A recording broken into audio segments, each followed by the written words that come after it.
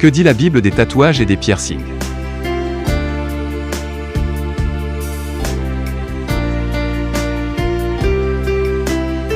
Faire des tatouages sur le corps était clairement interdit aux Israélites lorsque nous regardons les lois dans l'Ancien Testament. Vous ne ferez point d'incision dans votre chair pour un mort, et vous n'imprimerez point de figure sur vous. Je suis l'Éternel. Bien qu'aujourd'hui, les croyants ne soient plus soumis à la loi de l'Ancien Testament, il vaut la peine de réfléchir sérieusement aux principes qui se dégagent du commandement sur le tatouage.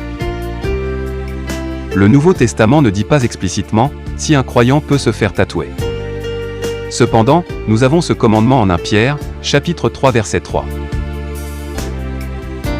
Ayez, non cette parure extérieure qui consiste dans les cheveux tressés, les ornements d'or, ou les habits qu'on revêt, mais la parure intérieure est cachée dans le cœur, la pureté incorruptible d'un esprit doux et paisible, qui est d'un grand prix devant Dieu.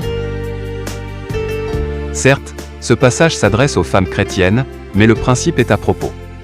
Nous ne devons pas trop nous concentrer sur notre apparence extérieure. Les femmes font beaucoup d'efforts pour se tresser les cheveux, porter des vêtements élégants et des bijoux. Alors que là, n'est pas leur vraie beauté. De même, les tatouages et les piercings sont une parure extérieure, alors que, hommes et femmes, nous devons nous concentrer davantage sur la beauté de notre cœur.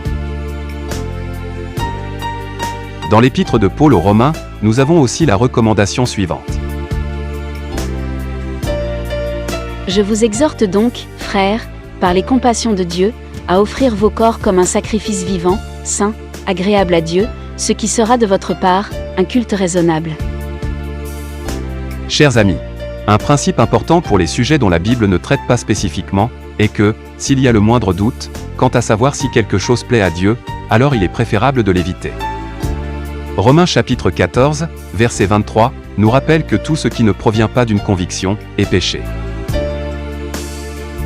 Tout ce qui n'est pas le produit d'une conviction est péché. Nous devons nous souvenir que nos corps, tout comme nos âmes, ont été rachetés et appartiennent à Dieu.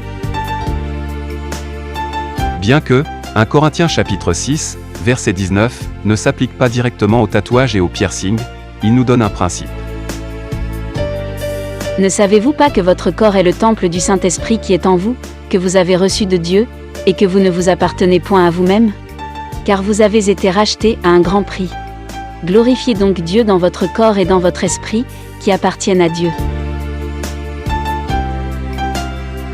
Ce qu'il nous faut retenir est que, si nous sommes réellement nés de nouveau, et sommes vraiment conscients que notre corps est le temple du Saint-Esprit, et que nous ne nous appartenons pas, alors le désir de réappropriation de notre corps peut être considéré comme un acte de rébellion contre le Créateur. Se tatouer quel que soit le motif ou la raison, est clairement donc un péché devant Dieu.